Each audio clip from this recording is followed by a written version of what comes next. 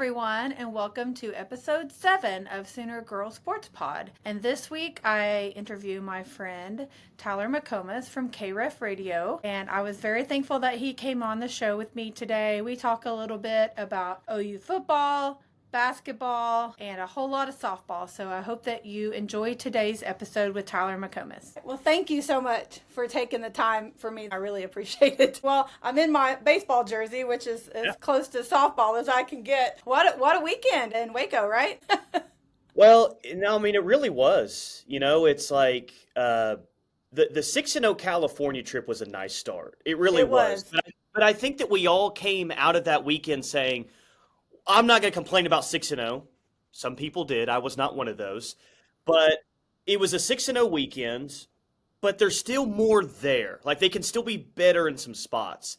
And a lot of those spots where we thought, okay, well, they can be better here, they were in Waco. They were. I don't even think the most optimistic OU fan would have predicted that OU would have. I mean, 4-0 was a pretty safe bet. I don't know, safe bet, but a lot of people would predict. But 4 5-inning run rules against a top 25 Baylor team that's pretty good. I mean, I didn't see that coming. It was a fantastic weekend, and I think my big takeaway is that was great. That was good. That looked like OU softball. That's not the best of what this team has to offer either. So I would say that to OU fans as well, as be excited about that, but at the same time, don't think that that's the best version of this team that you're going to see this year, because I only think with a young team with so much new, they're going to get better and better and better. And what is that product going to look like when they hit their peak? That's fun to think about for me. It really is. I didn't get to watch every game this weekend. I was traveling for our anniversary, actually. And so I listened if I wasn't watching.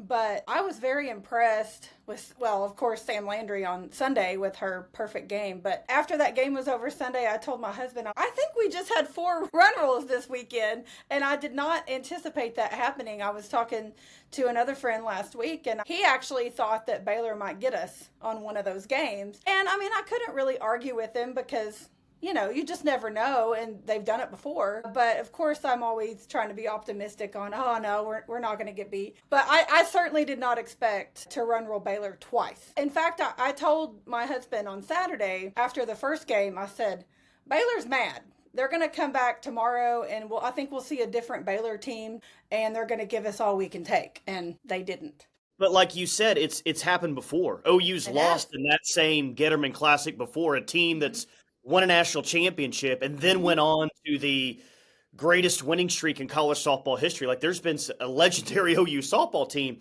that's lost to Baylor in that spot. It was less than ideal conditions. It was cold. It was so cold on Sunday, they had to move the game an hour back. And every single lineup is different from the rest, and you're hitting here in the order, there in the order. And I don't think that they're a finished product. I don't. But I was just so impressed the growth that we saw from week 1 of the season to week 2 of the season. That to me is the biggest storyline. It was incredible. I agree.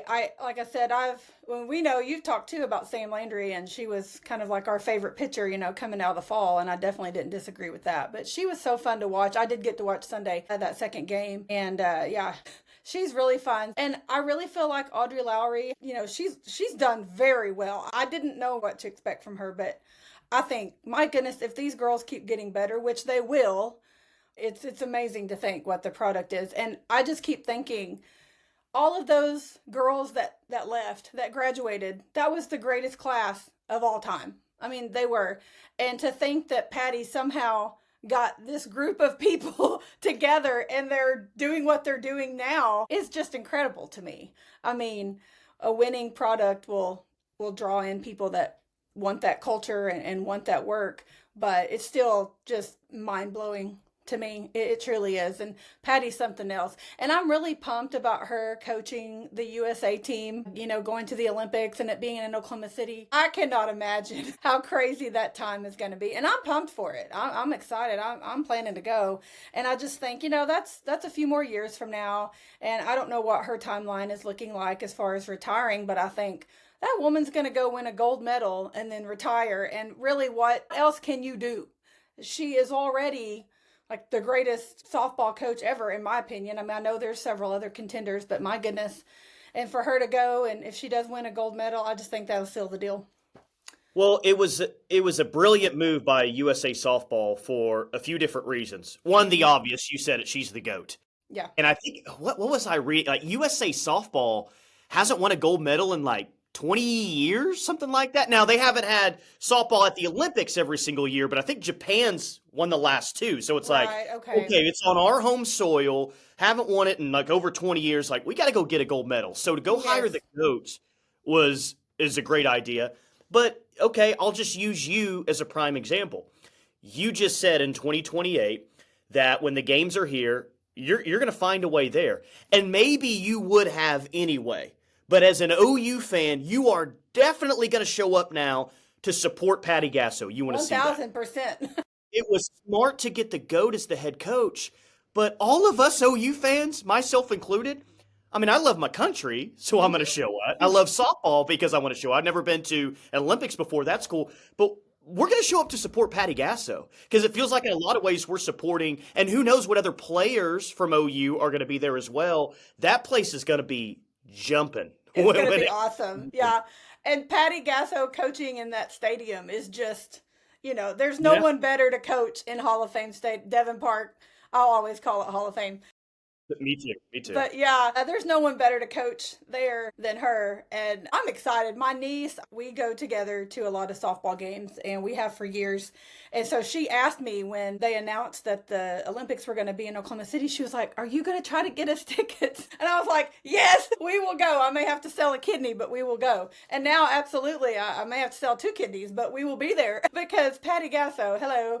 Yeah, it's happening. So I just, that's going to be the ultimate scenario. And like you said, I mean, several years down the road, who knows what OU players will be there with her, but there'll be some, more than 1 or 2, I'm sure. So it'll be fantastic. I'm more than excited about that. I mean, it is kind of fun to think about which players, like former players and even current players, have a chance to make this. Like Jocelyn Allo will have a great chance to make it. Jada Coleman, I think, would have a great chance. Tiare Jennings, Kelly Maxwell, who's been with Team USA here recently, dominating. I mean, Ella Parker's hitting almost 700 right now by 2028. What is she going to look like? So, I mean, I think Patty is going to put – and here's what I love about Patty is I don't think that she'd show any OU bias. I think she just put the best team out there to go win a gold medal. Agreed. But she could not show bias, and there's still going to be – I mean, OU is going to be the most represented team on that roster, I would imagine. For sure. There'll definitely be several. Even – I mean, I know there's great players on other squads, and everybody knows that. But I agree with you. She's not going to show a bias. She's going to pick the best. But – for us, that means that the best, a lot of those are Sooners. So Good for us. And we're going to be in the backyard. So, yeah, it's going to be packed. I don't know what their setup will be. I imagine that they'll do the outfield stands and all of that like they usually do for the World Series, and they're going to need it because they'll pack it out for sure. It's very exciting to think that that's even a possibility. So I was wondering, back to present day. So this coming weekend, the games got pushed back a couple of days because of the weather. What are you thinking about our matchups, coming into Norman? Well, I mean, frankly, I think that they're all matchups that OU should. I mean, if it looks anything like last weekend, they should handle and take care of business. I don't know if they're going to get 5 run rule victories, and I don't think it has to be like our expectations are so high. I don't think it has to be 5 run rule victories for it to be a successful weekend. Agreed. I'd probably say Wichita State would be the best out of the 5 that they're going to face. That would probably be my guess at this point. But I think the important thing to me is, I'm just really glad that these games are going to be played. Yes, it's annoying that I have to wait a couple of more days for Sooner softball because I get it. The weekend's over. I'm like, dang it, I need this to happen now. But this team needs to play games, and it needs to play as many games as possible because each game is like an opportunity for growth, and that's what last weekend was. And just continue to play a lot of games, put themselves in situations like that's the best way that this team is going to grow. Just continue to play games, put certain players in certain spots. It's not a murderer's row, non-conference schedule from here until the South Carolina series. It's not, but there can still be a lot of good and there can still be a lot of progress that happens along the way. And look, we know what good softball looks like. If anybody knows what good college softball looks like, it's we, the OU fans. So I think that we would be educated enough at this point to where OU doesn't need to play Florida or Texas for us to say, all right, that was a good game and that was a good weekend. No, we know what good is. Yeah. And I think that we can come out of this 5 games in 3 days and say, even against lesser opponents, we know what good is, and that was good. And that's what I'm hoping for is you showed a lot of growth from week 1 to week 2. Cool. Absolutely. Let's see even more from week 2 to week 3. That's so true. I was wondering about the Wichita State squad because I know they've in the past been a very good team, and I don't know how that compares to how they are now. But I guess we'll find out in a few days. So what is the last weekend of February? It's totally lost my brain. They play at Love's Field, right? Yeah, it's kind of in a lot of ways very similar to this weekend's. It almost feels like it's I had to look at it, do a double take on the schedule a couple of days ago because I'm like, is this like a 2-week tournament essentially, and they're just going to take a break in between? But yeah, it's Kansas. just KU will come to town. Maybe again, I don't think KU is like some great team that's going to make a super regional, but it's at least a name opponent. So no, I mean, plenty of opportunities to see the team coming up here in a couple of weeks here is the good thing. Absolutely. At Love's Field, I won't be there for a couple weekends. I will be there at the South Carolina game, and I can't wait for that one. I kind of made it my personal mission back in the fall to hit all of the SEC home openers for all the major sports. So I have done that so far, and I'm planning to do that for baseball as well in March. And so my niece and I will be there on the 7th for South Carolina. And I'm pumped because Quincy Lilio is batting it up out there. So I've seen her at the top of their list and really doing a good job. And I'm happy for her. I mean, I like her. She's a great player. I hated to see her go, but I get it. I mean, it just is what it is. So I'm happy to see her doing good. And S.J. Guerin at Auburn this past weekend, that is so crazy. I actually texted Plank. So S.J.'s dad is from my hometown, and I know Plank went to college with him. So I texted him and was like, did you see this? I'm so happy for her. I mean, I know she didn't have her shining moments on our roster, and I hate that, but I'm happy that she found somewhere to go because she had a hell of a good weekend this past weekend in Clearwater. So good for her. I'm very happy for her. Oh, yeah. I mean, and really kind of everybody that leaves this program seemingly does it in a right way. Yes. And there's a difference in college softball, college football, a lot of times, not everyone associated with the college football program leaves the right way. They're looking for a handout. That didn't happen with S.J. Guerin or Quincy Lilio. Like they're great people, and they just weren't going to get to play a lot here. It's hard to play at Oklahoma. There's really good players at every single position, several good players. So that's awesome. And I think as an OU fan, you should feel some pride for that. Absolutely. That, okay, well, look at what they're doing at this other school now. Not great that we got to face both of them. Like, we'll see how that goes. But that just shows you even more the overall depth of this program, that Quincy Lilio was having a hard time getting on the field at Oklahoma. Now she's up there with Ella Parker in terms of numbers for SEC hitters right now. And good for her. I'm happy for her, like you said. I haven't seen much on Avery Hodge. She's at LSU. Have you seen anything on her? I haven't. No, they have a freshman pitcher that's just tearing it up right now. But I need to check in on Avery Hodge and see. They just had a big tournament in Baton Rouge this weekend, though. I can't remember when we play LSU. Do they come to Norman or do we go there? They do not play LSU this year in the regular season. So remember. Maybe in the SEC tournament or something. Well, we played there, I think it was last year that we played in Baton Rouge. It may have just been like one game or something, or it may have been 2 years ago. I don't know. Anyway, I just remember hearing the players talk about that being a hard place to play, and not that I'm surprised because I feel like every sport in Baton Rouge is that way. So I'm relieved to know we don't go there. I couldn't remember off the top of my head. So it's a really cool softball facility. I was in the RV park, which is a bit of a walk from Tiger Stadium there to LSU for the football game this year. But in the RV park, which is massive, there's RVs everywhere. Softball field's right there. So I can't imagine the tailgating that happens outside for a softball game out there. It's pretty prime location for a tailgating. That's awesome. Yeah. Listen, no offense, I guess I could say to LSU fans, but Baton Rouge is one of those places that you won't catch me going. I was at the Sugar Bowl in 2004, and that was basically a home game for them. And I swore then I would not go to another LSU event. And then I somehow ended up at the Peach Bowl Joe Burrow's year. I just haven't had the best experiences with LSU fans, and so I really mean it when I say I'm never going there. Yeah. Well, and at that same Sugar Bowl, I've still never seen an opposing fan base act like that. I've never seen it. Gosh, it But was I will bad. say it was completely different in Baton Rouge this year. I was also at the Okay, Peach good. Bowl. Hmm. They weren't bad.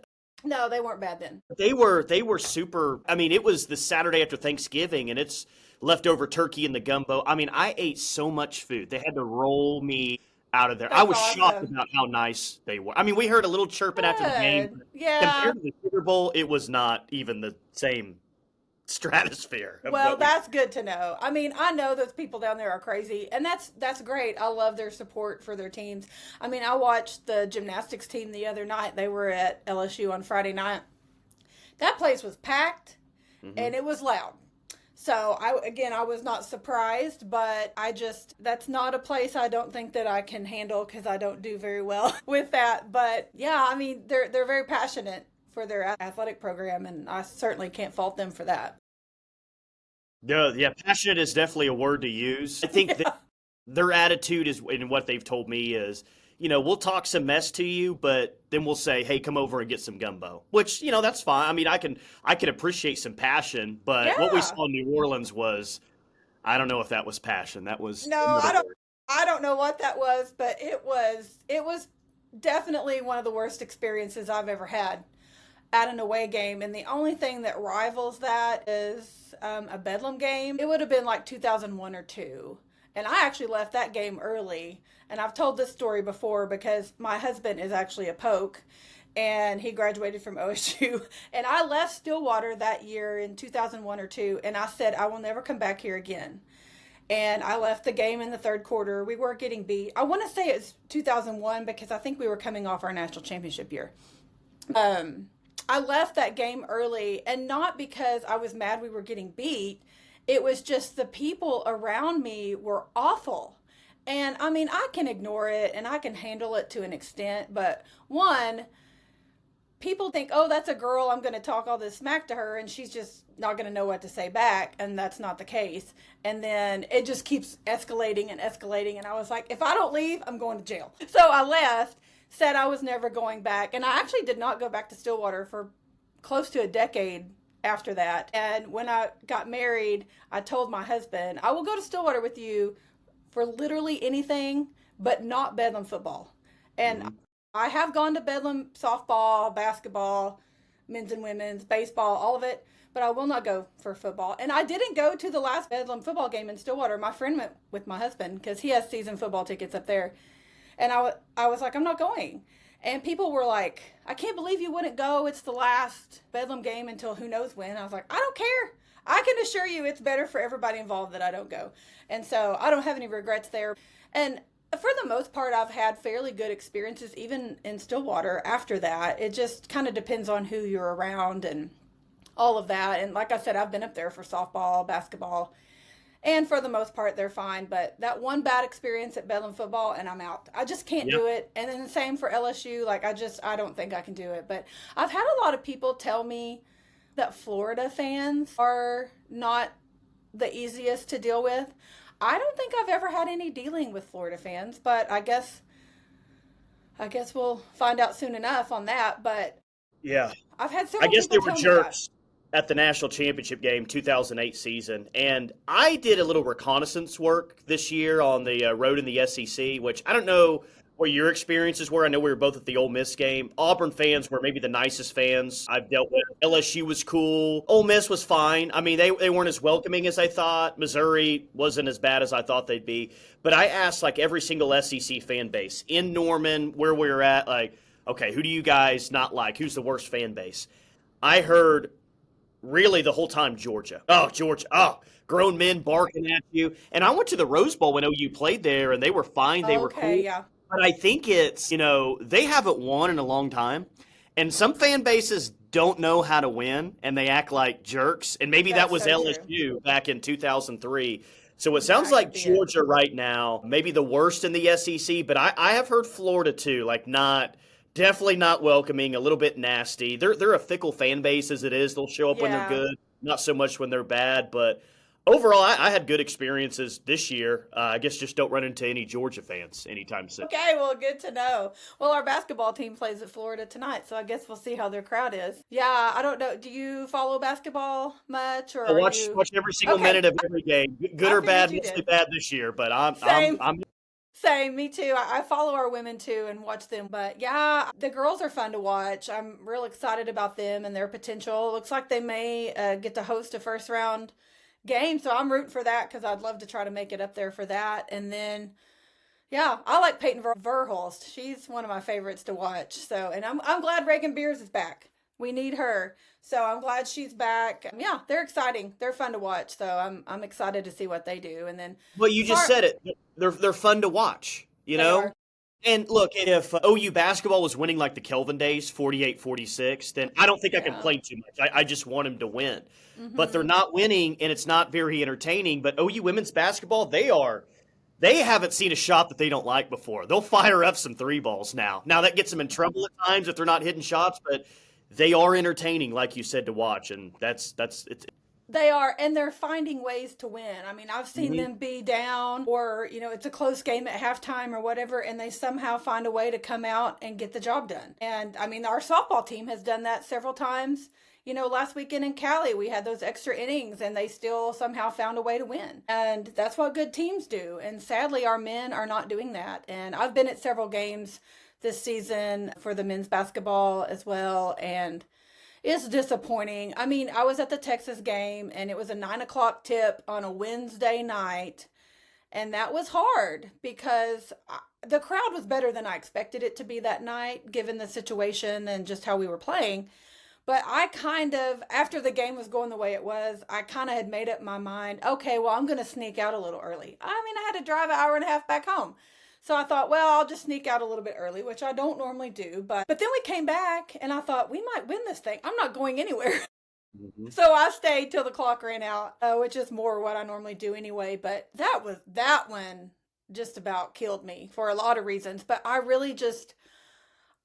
I just could not wrap my brain around the fact that we didn't even show up basically until the back half of the second half. And I just thought if we had done this before, we could have won this game, and we should have won that game. We should have won that game. Texas was 0-3 in conference, I think, when they came to Norman, and we were 0-3 at the time. There was no excuse for that one for sure. That one really made me mad. I mean, I've Yeah. been mad a lot the past Same. month or so, but that one really made me mad. Yeah. I mean, we've got some scars now from OU basketball. I mean, from this year, but years past. The A&M game, how they lost that one. Yeah, I was That there too. Yeah. Texas game, as you mentioned, the LSU game the other night. It's like they want to lose in the most painful way possible or know. something. But yeah, I mean, it's disappointing that they're not winning overall, but not winning on their home floor. And man, they got the game at Florida tonight. I mean, it's like. Of course, the SEC decides to be the best conference like in college basketball history the first year that OU's here. Of course. Yeah. Of course. I don't know anything about Florida and their basketball team. So I mean, I'll be watching tonight. We'll see how they do. But man, we need some win. We need 4 more wins to get in the tournament. And I know all of the bracketology stuff is showing that we still could get in. And I don't really understand how at this point, if we're being honest. I mean, I know we had some good wins back in the fall, but I mean, we've got to get several more wins at least before we can make the tournament for sure. But at this point, I don't even want to make the tournament because it's not going to be pretty. I know that sounds terrible. I mean, of course I want to make the tournament, but because if we don't, then definitely bad things are going to happen for somebody, and I hate that. But at this point, I don't want to make the tournament because it's not going to be pretty, and I don't want to see that. It's embarrassing to me to go and lose the first round. And I'm just afraid that's what would happen if we're being honest. I hate to say that. School that people found out like 3 days ago that they even exist, lose to that school in the first round. Yeah, exactly. You're just like, oh, okay, some directional school from Massachusetts, but they're good and they're going to beat us. So, I hate that. So I'm really good friends with Dayton Forsyth, his aunt. And so I know his family, and he is so fun to watch. And I've enjoyed watching him. He's getting more playing time, as the season goes on, and he's a fun one to watch. But I'm excited to see for him as the years progress. I think he's one that will stick around, through the years, and I'm excited to watch him grow. And of course, I like watch Jeremiah Fears. I think he's got some growing to do. Do you think he's going to go in the draft, or do you think he'll stay? I'm kind of back and forth. Well, so I understand the point of people that watch the games that say, okay, well, I see and I hear you guys saying that he is a projected top 10 pick, but I don't see that. And a lot of times I'm like, yeah, I agree with you. I think the thing that people have to remember is he's supposed to be a senior in high school. Yes. Now, is he playing like he's one of the 10 best players in college basketball right now? Well, no, of course not. But a lot of the NBA draft is projecting for the future, and this guy wouldn't be a 24-year-old. I mean, he'd be, he wouldn't even be 21 years old yet when he's being drafted, and they'd say, we see the upside, we're going to create him into that. So I don't know. I kind of go back and forth on it as well, but if he's really a projected top 10 pick, I think that he'll probably go to the NBA draft would be my guess. And if he doesn't, here's a kind of a sobering question to ask is, let's say that he decides to come back and play college basketball for one more year. Is OU going to be able to keep him? Or is one of these that too. Come back there and say, hey, man, we'll give you this much money, come play for us 1 year, and then go off to the league. So I hope he's back at OU next year, but that's far from a guarantee. Yeah, I've wondered that as well. And part of me, like we said, I've been back and forth on if he'll go to the draft. But I'm like, well, I'd almost rather him go to the draft than go somewhere else. Sure. I mean, yeah. He's going to go to the SEC probably if he goes somewhere else. Yep, and then we'll get him, and it'll be like, oh gosh, we've got a former player at Houston, and then we've got Otago Owe at Kentucky, and I can't remember who else has ventured off elsewhere that we've either met or going to meet, and good for them. It's kind of like the softball girls, good for them, but it's hard too, and even with football, like seeing these players go off to teams. And that we are going to meet them somewhere else, like Jackson Arnold going to Auburn. They're coming to Norman in September. And I think they're our first home SEC game, if I remember correctly. Yeah. And I hope he does well there. I think he's a talented player. He's a nice kid. I've met him. Super nice kid. I wish him the best. But I don't want him to come to Norman and whoop up on us. But I hope he does well at Auburn. And I really do think that he will. I really do, but I don't want him to come here and whoop up on this. And I'm excited about John Mateer. I think he looks promising. I think he shows a lot of potential for us. And hey, welcome back, Kevin Wilson, right? Yeah. Can I give you a hot sports take on John Mateer that I thought of on my icy drive over here today? Absolutely. Okay, so this is actually a positive here. So this is in a world where positive things happen with OU football. Bob Stoops has said multiple times that Josh Heupel was the most critical player in his time in Oklahoma because he's the quarterback early on and he really kind of got it going.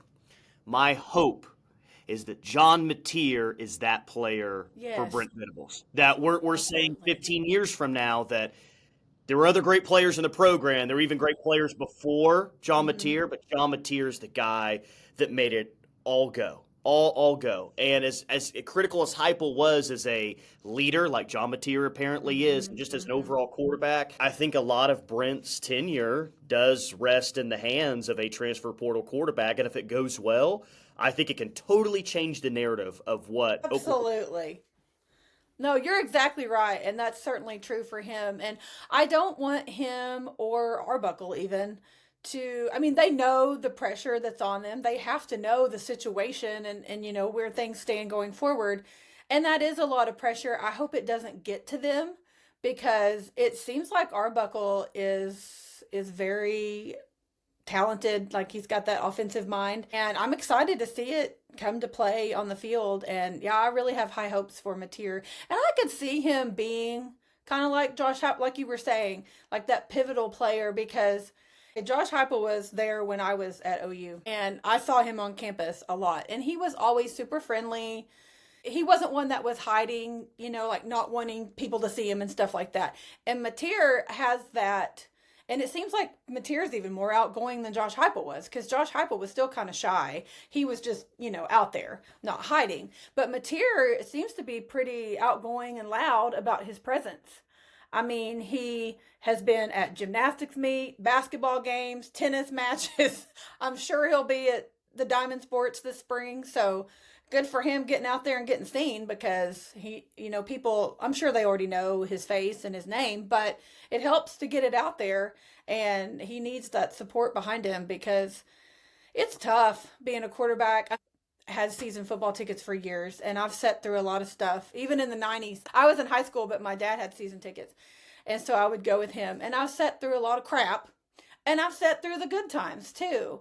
And I sat through 49-0 against Texas 2 years ago. And, it's a roller coaster ride, but it sure is fun when you're at the top. I hate it when the crowd is booing someone, even if it's the other team. I don't like that. I just feel like that's disrespectful. But I just remember back, with Rattler and Caleb and all of that, and them chanting for one player and wanting the other. And that is so hard for those kids to hear. And I try to remind myself, like, those are just kids. Like, what if that was my kid that is getting benched because the crowd is chanting because they want another player out there? And I know it all comes down to whoever's getting the job done on the field, and I'm fine with that, because that's the way it has to be.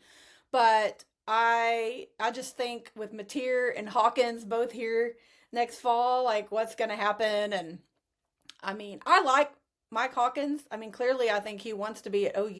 I mean, he had every opportunity to go elsewhere, and he chose to stay. And I think he almost knows that he's going to be behind Mateer.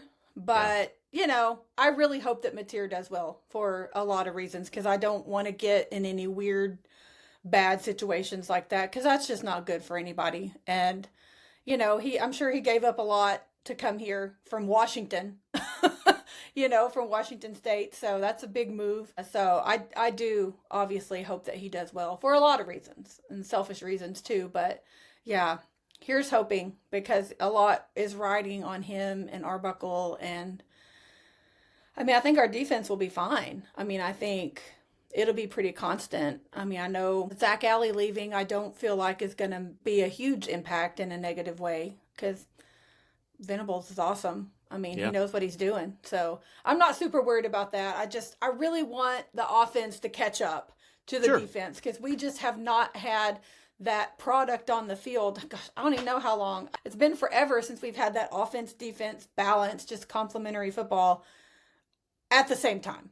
And I'm ready for that. Like, we're long overdue for that. Well, you need it. And I'm on social media probably way more than the average person, probably way too much, but I kind of have to be on a daily basis. Me too. But I probably since 1998 is what I would say. But it's been a long time since I've just seen collectively the fan base just as down and as negative and almost depressed as they are right now. Now, I think softball starting, baseball starting certainly helps, but just the overall mood with the OU fan base is just it's not very positive right now. We need something good to happen. We do. And look, softball is incredibly popular around here. And if they go win another national championship, man, that would really help. If baseball makes a run to Omaha, that would really help. But it is a football fan base. It just is. So nothing is going to cure the Sooner Blues, I guess is what we call it, quite like an amazing football season. And I think that there's a perception around the SEC right now that, Oklahoma wasn't SEC ready and all that. And again, if they make a run to Omaha, that'll help. If they win another Women's College World Series, that'll certainly help as well. But nothing's going to change the narrative and the attitude around here quite like a really good football season. So everybody needs it. Brent Venables needs it. Joe Castiglione needs it. We need it. The program needs it. This feels like, to me, one of the most critical football seasons of my lifetime. And not that I agree. It has to be doomed for the next 20 years if they're not good again this year, but for the immediate future, the current administration, the head coach, it's as important a football season as I can remember, for sure. That is very true, because I love Brent Venables, and I have loved him since he was at OU in the early 2000s, and I've always had a lot of respect for him and wished him well when he was at Clemson. And when we hired him, I was pumped. I mean, I do, and I still feel like that he's the one for the job. I know he's had a lot of personal stuff going on, and that's really hard too, because I think if that were going on in my life, obviously you're going to be affected. Your mind isn't where it needs to be, as far as work goes. It's on whatever's going on in your life. And I don't fault him for that. I hate that because I think it's cost him a lot, just his mind is on his wife, and that's where it should be. But at the same time, we expect a product on the field and a job to get done, and he's going to pay the cost if that doesn't happen. And I agree, this is a very pivotal time for him, and I think he did good by bringing in Arbuckle, because I don't know of anyone that is better qualified that would have come in that can possibly help him clean up the mess, so to speak. And I feel bad for Seth Luttrell. I don't think that was necessarily the best hire, don't get me wrong, but it was a bad situation, and I hate that for him. OU is his alma mater, and the fan base has such mixed feelings about him now, and I really hate that he went out the way that he did, but it had to be done.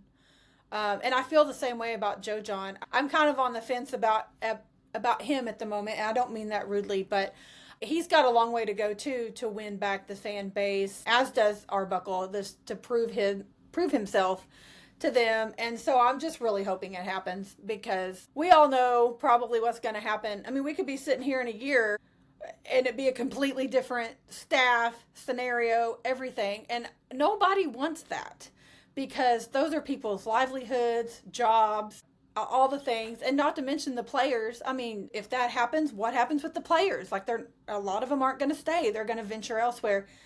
It is just 99 problems that nobody wants to deal with. So here's hoping that we have a good season. And I'm really thinking, if we can get 9 wins, I think that will be an acceptable improvement, I feel like.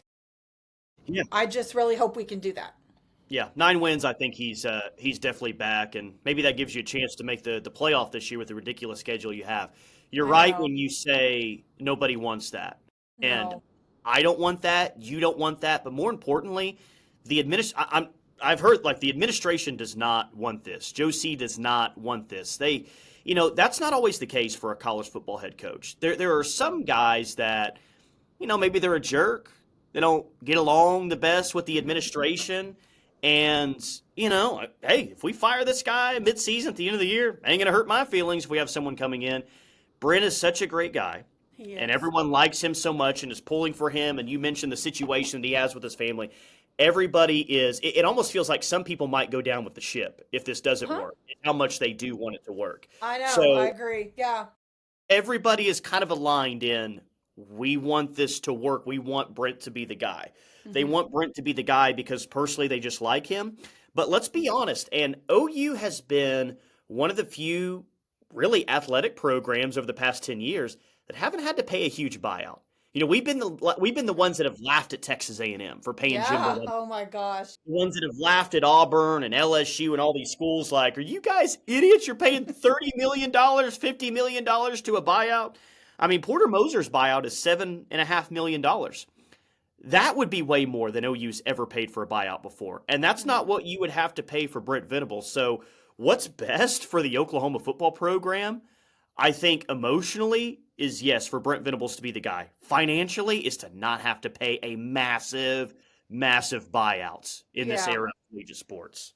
And especially where we're at right now, within a calendar year, having 2 big buyouts. Yeah. Those are both options at the time, given the situations. Like, nobody wants to pay out $15 million in buyouts in a calendar year. And then you're going to still have to come up with bonuses and all of that to bring in somebody else. Pay their buyout. They're going to leave. Yes. You're not going to go cheap on that next hire. It'd be a massive hire. So you can't go cheap on it, because then you'll just be in the same boat in another couple of years. So yeah, it's a very pivotal time at the university in general, because men's basketball and football are the 2 sports that draw the largest crowds. And I mean, football by far is the biggest moneymaker and brings in the crowd, but men's basketball, yeah, it's just a rough time. And like you said, well, people can be fickle, and it's understandable though, given the situation. But we're still packing out the football stadium every weekend with 85,000 people. And showing up to road games, by the way. Every road game was Absolutely. OU fans. I mean, Dallas was packed. I was in Oxford, and there were tons of OU fans there, and it appeared there were tons in Auburn. Yeah, that's fantastic. And I really hope they keep that up. I think a lot of people going, oh, these are new places we've never been. It's the chance to go to Oxford and, do all of this stuff and go all these new stadiums and everything. So I hope that newness doesn't wear off over time, because we need that fan base to follow us. But yeah, it's a very pivotal time in the athletic department. That is for sure. And, I saw yesterday, I think it was an article that Josie was talking about the funding and how much money football had brought in and basketball. And softball brings in, I think, four point something million dollars, but it costs 7 something million to function as a softball program. And I think we basically lost $3 million as the softball program. And that's mind blowing to me, because that place is packed and the support is there. And I mean, I know you can't help the expenses, like travel expenses and all of that, but it's just crazy to think that a program that's won 4 national championships in a row just lost $3 million. I mean, Yeah. it is what it is, but that's just mind blowing to me. Yeah. Well, when you're going to that, where is it at? I guess Palm Springs for that tournament for as long as they Yeah. are. Patty had mentioned it, how expensive that is. And Mm-hmm. yeah, they lost that much, but how much money did they bring in for other programs? And not that those other programs made money, but I mean, look at it from San Diego State was packed out, sold out. That's the most gate that they've probably ever had for a softball game before. For Same thing with sure. Loyola Marymount and Long Beach State and Cal State Fullerton and all that. Mm-hmm. So, yeah, they bring in a lot of money. They also Yeah. spend a lot of money. They probably spend more than any Yeah. college softball program that was out there would be my guess too. You're probably right. And it's crazy to think about though. And I know like gymnastics or women's gymnastics, I mean, they'll be a decent crowd. I was there a couple weeks ago on a Friday night. There's a decent crowd for that, but the money makers are football and basketball, and we've got to get things straightened out there to get that product on the court, on the field, to get the people coming. I don't know, how many home games do men's basketball have left? Just a They would have few. 3 left. They'll Okay. play Missouri at home. They play Mississippi State Yes. at home on Saturday. They'll play Missouri at home and then Kentucky at home. Kentucky. I knew the women's only have 2 home games left. I really wish that more people would get out and watch the women. I know it's hard, and there's so much to do. I mean, I live an hour and a half away. If I lived closer, I would be at so much more stuff. But I try to make several basketball games every season for men and women, gymnastics, all the things, because I enjoy it. But if I'm not there, I'm watching it on TV. But I always get sad to see the crowd with the women's games, because, like we talked about, like they're fun to watch. I love Coach Jenny. Like, she's awesome. Like, she's on my list of people to meet. But she's incredible, and I hope they do well in the tournament. All that to say, people get out and support when there's something to see, and I wish more people would realize that the women's basketball team are really putting something out there to be seen. And hopefully, if things go the way they should, they'll host the first round of the tournament, and hopefully they'll pack out LNC. Yeah, well, I mean, and here's the critical thing about it is, you see what South Carolina gets on the road. Talking about women's basketball, Man, South yes. Carolina and LSU and really a lot of other places. And here's the thing. They knocked it out of the park with the hire of Jenny Bronchek. They did. Absolutely. The problem, though, potentially moving forward is, there's a lot of other programs across college basketball that see what she's done. Because that the basketball program was not in good shape when she took it over. And she's not won a national championship or anything, but it's been pretty good here. They won the Big 12 regular season crown a year ago. Jenny Yeah. Bronchek is a fantastic coach. And if you had to hire another coach tomorrow, I don't think OU could hire another coach as good as Jenny Bronchek. I What agree. I'm hoping is she's all good at Oklahoma, wants to be here. They're paying her what she's worth, because it would be really unfortunate for another program that draws better to say, hey, you want to play in front of more fans, have more resources to win at a high level, come coach our team, because that would be really bad for OU women's basketball if they didn't have Jenny Baranchek alongside. I completely agree. We definitely do not want that. She does seem like she's really happy in Norman and that she's all in, and I hope that she is because she has been a difference maker for sure. Getting Reagan Beers this season too was a huge nab for us in the portal. They are fun to watch, so I'm excited to see how they do this season. I hope they do better in the tournament than they did last year. I mean, I know they made it to the second round, but I really hope they go further because I'm here for that. What are your thoughts on the Well, LNC I don't. situation? It doesn't sound like it's in a good spot right now, Yeah. which is extremely unfortunate. I was hopeful about it probably 5 months ago or so, but it just doesn't. Frankly, it doesn't feel like it's heading in the right direction. I see. And there's a big disagreement about this. Yes. I love the idea, and so let me, because I've seen other places that have a similar plan in place. Like for instance, the OU Auburn weekend for football. I'm a huge Braves fan, so did the show Friday in Atlanta. Got to go to a Braves game on Friday night and the OU Auburn game on Saturday. It was awesome. And they have right next to the ballpark, they have the entertainment district with restaurants, bars, and Yes. everything. There's a lot to do in Atlanta. That place was packed with people before a baseball game. I mean, that place was packed. St. awesome. Louis has one. Arlington has one with Texas Live. I mean, Yes. it adds to the overall experience. In a perfect world, you would have that on campus, but it's Yeah. not possible to have both of those things. I also live in Oklahoma City, Midtown Oklahoma City, and to get from Norman to Highway 9 and over to the LNC, that's a good 50-minute to an hour proposition. For You put it sure. on I-35, I think it's a lot easier for people from Moore, Oklahoma City, Edmond to get there. I'm overall a fan of it. I think it'd be awesome for the city of Norman. I think it'd be awesome for us fans to be able to go to a basketball game and hit up a bar or a restaurant Yeah. before, during, after, just to have other options. And it just doesn't sound like that's in a great place right now to happen. The LNC, I've grown up going there my entire life. So I have a certain soft spot for it in some ways because I've grown Me up there in a too. lot of different ways. But it's just not a great environment for college Yeah. basketball. And I think OU basketball needs a shot in the arm. They need some momentum. They need something exciting to happen.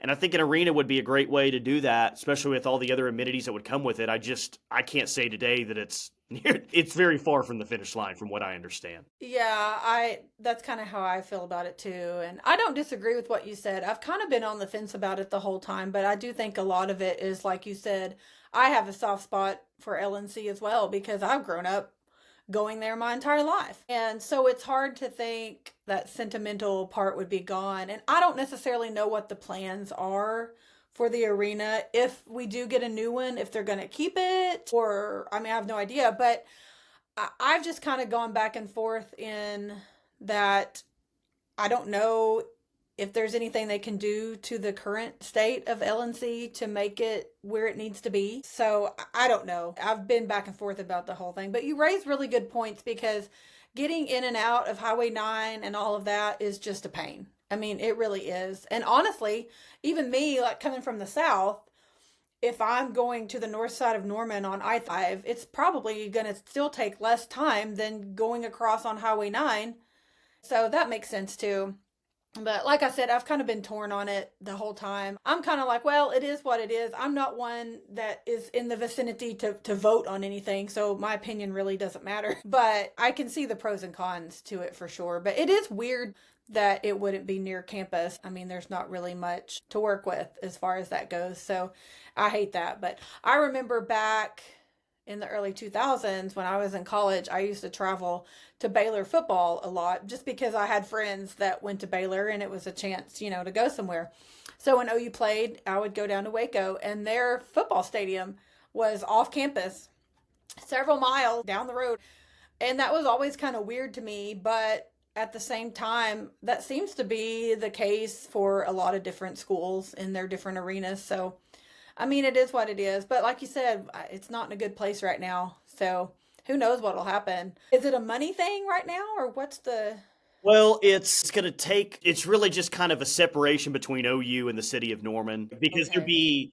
there'd be other businesses that come in with this entertainment district around it, right? Yeah, that's true. Yeah. And the thought is, which I think is inaccurate, that, well, if you bring in these other outside businesses or whatever, it's going to draw money away from the local merchants in Norman. I just think it's going to bring more people to Norman, more concert. I mean, this isn't just going to be an OU arena. I think the thing is, OU would occupy it 25% of the calendar year. So the city of Norman would have 75% of the time, if those numbers are right, for concert and just all these other things that you can do with the really cool arena to draw people into the state. Because that University North Park area is one of the most, one of the biggest shopping centers in the entire state.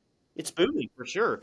So, but the problem is that the city of Norman is, okay, yeah, you can build it, but you have to pay for it because we're not going to help pay for that. And so it's a lot of money to do this. City of Norman doesn't want to pay for it. OU wants the city of Norman to help pay for it.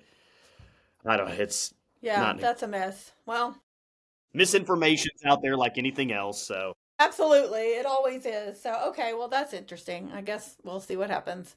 So I definitely think that something needs to be done improvement wise for the LNC. But again, like I don't know that they want to invest in the LNC if they're still aiming to do something like that and spend that money there when it can be invested down the road. So would everything like women's gymnastics, men's gymnastics, like would everything move out there, do you think, if they were to do something? Men's basketball, women's basketball, and maybe it's women's gymnastics that would. That's what I was thinking. I don't think that they were a part. I think it's women's gymnastics, definitely OU basketball, and definitely OU women's basketball. I'm just trying to think off the top of my head if it was women's gymnastics as well. And I think that's yes, because women's gymnastics, they're in the LNC, and men's is at McCaslin. Right? Yeah, so I think women's would be out there too. Yeah, and I went to a men's gymnastics meet a couple weeks ago in McCaslin. And that's another building that has a soft spot in my heart because I graduated in that building. And I just think it's a cool atmosphere. But it was pretty full the night that we were there. I know that the men's gymnastics doesn't draw the crowd that the women do. But I wondered if that all does take place and the women move out there, if the men would then move over to LNC or if they would stay at McCaslin. Because obviously the capacity and the ease of McCaslin is not what it would be at LNC, but I don't even know what's going to happen to LNC if they do all of that. Are they planning on keeping it, maintaining it, or are they going to get rid of it? They may not even know that, honestly. Yeah, that's true. Because I think that they're at a point now where it's, okay, what are our other options here? Do we want to renovate the LNC? Do we want to look? I mean, there's been talk of looking elsewhere, and more or somewhere else to build this whole entertainment district. I think there's so many things on the table, they may not even be to the point of, okay, what do we do with the LNC if we actually move? Yeah. We'll figure that out once, we get there maybe.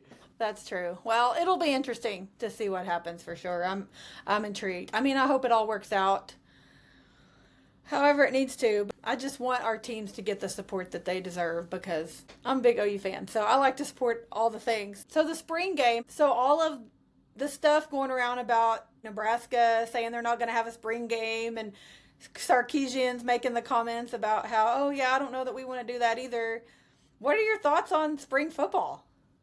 Well, I think that spring games are going to go away in a lot of different places. Like I think that there's a chance, I haven't heard that this is 100%, but I think that there's a chance that this could be the last spring game as we've known it here at OU, this upcoming spring, which, and I think that Matt Rule used, well, I don't want to allow other teams to scout. Okay. I talked to a Nebraska buddy that does radio up there, and he's using that as a reason just to take the spring game away entirely. So I think the point, apparently coaches would be okay with just doing away from the spring game. And other points are trying to be brought up about, hey, this is why we should do it. But I think in a lot of ways, Matt Rule is just floating out the idea, seeing how it would go over. And if fans were like, whatever, we don't care about the spring game. It's almost like, all right, everyone's a go now to cancel this thing. I hate it. And here's why. Not that the spring game is my favorite thing of the entire year. I just can't wait for the spring game or anything like that. I hate it because simply this.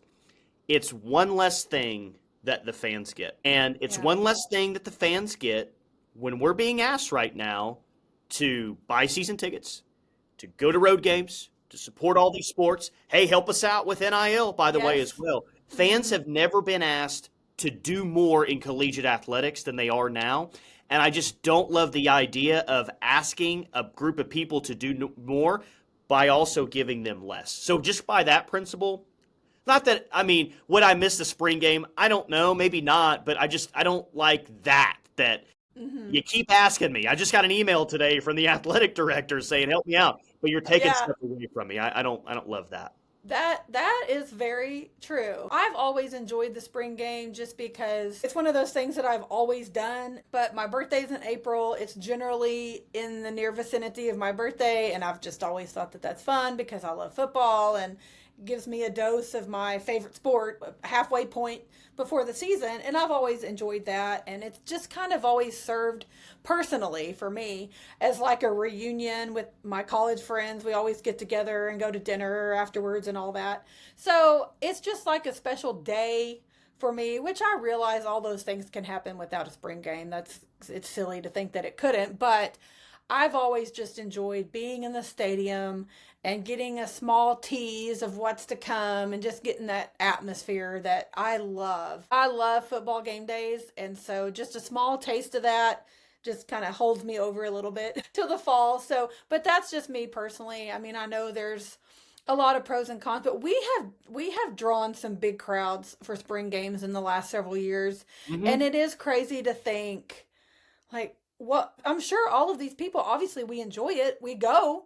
So it's crazy to think that everybody would just be like, oh, okay, we don't do that anymore. I mean, I'm kind of back and forth on the reasoning behind it. And I know there's a lot of changes going on with football in the front office and all the things. So I guess we'll just kind of see what happens. But I mean, part of me would be sad for sure if it does go away. But I mean, I'll go on. It's softball season. And there's a lot of times softball's playing down the road during the spring game. So, I mean, I love softball season just as much as football season. So I would get over it, but I would still be sad about it to an extent. But yeah, I mean, I'd get over it. I think there'll be something in the spring, an open practice. I mean, my hope, I guess I should say, is they don't totally just alienate that day and you just can't come see your team. But like the actual game format, I don't think that's going to be around in college football for much longer, honestly. I mean, it makes sense. But then, I think about fall softball. Like, I try to come up and see a game or two in the fall for that. And, baseball does the same thing. And it's just like those off-season teaser events that we all enjoy. And I would hate to see it go, but I somewhat understand the reasoning behind it. I guess we'll see what happens. But again, I appreciate you for coming on to visit with me today. I'll always listen to Diamond Envy. It's my favorite. But I'll have to have you on again down the road. And I appreciate you and Plank, my radio buddies. Thank you again to my friend Tyler McComas for joining me on this week's episode of Sooner Girl Sports Pod. And again, I would like to recognize this week's sponsor, HGX Design. So many thanks to my friends Sonia and Robin Hunter of HGX Design for sponsoring this episode. They created my logo and all of my merch and marketing items for the podcast. So I'm very thankful for them and their support. And thank you to everyone who's listening today. I hope that you will go like, follow, and subscribe across all social media at Sooner Girl Pod. And please subscribe and download each episode of the podcast from your favorite podcasting app. If you are interested in future advertising opportunities for the pod, please shoot me a message or send me an email to soonergirlsportspod@gmail.com. Thank you all for listening, and I can't wait to see you again next week on Wednesday, where we talk sports.